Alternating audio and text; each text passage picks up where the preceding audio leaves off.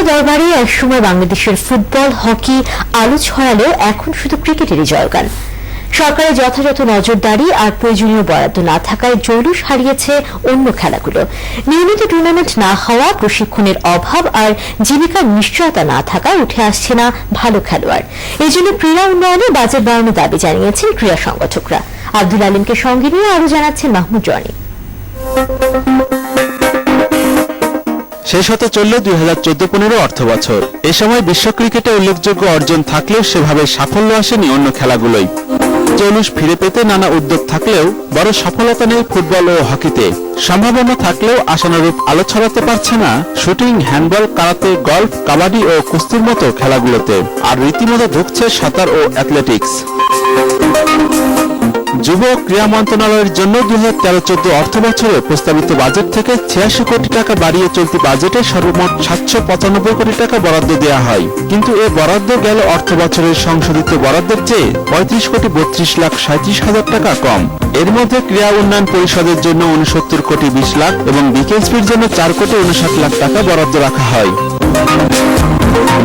ক্রীড়া উন্নয়নে এ বরাদ্দের চাহিদার তুলনায় যথেষ্ট নয়, তাই আসছে বাজেটে বরাদ্দ আরো বাড়ানোর দাবি জানান সেভ দ্য স্পোর্টসের চেয়ারম্যান ও স্বাধীন বাংলা ফুটবল দলের অধিনায়ক জাকারিয়া পিন্টু। বাজেটটা আমাদের দেশে বড় করে দেওয়া উচিত খেলাধুলা, কারণ একটা খেলাধুলায় একটা দেশকে যেভাবে উন্নতি করতে পারে, একটা দেশকে পরিচিত করতে পারে, উন্নতি কিছু কিন্তু পারে না।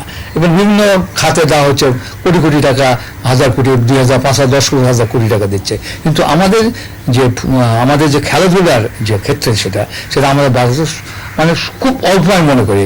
দেশে 32টি ফেডারেশন সহ 47টি ক্রীড়া সংস্থা রয়েছে, যার মধ্যে ক্রিকেট অনেকটা এগিয়ে গেলে পিছিয়ে অন্যরা। তাই এসব দিকে আরো নজর দেওয়া উচিত, এমনটাই জানান কারাতে ফেডারেশনের সাধারণ সম্পাদক। বাজেটটা যদি না পাই তাহলে দেশে কোনো খেলাই ডেভেলপ করতে পারবে না। যে কোনো খেলা ডেভেলপের জন্য প্রথম দরকার ট্রেনিং বাজেট।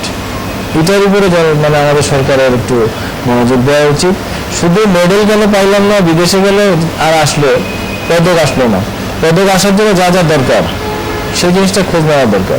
সঠিক পরিচর্যা আর সুযোগ সুবিধা পেলে তৃণমূল থেকে উঠে আসবে ক্রীড়াবিদ, যারা আন্তর্জাতিক অঙ্গন থেকেও সুনাম বয়ে আনবে বলে আশাবাদী ক্রীড়া সংশ্লিষ্টরা। প্রতি থানায় তাদের স্পোর্টস অফিসার আছে, তাদের ক্রীড়া মন্ত্রণালয় আছে।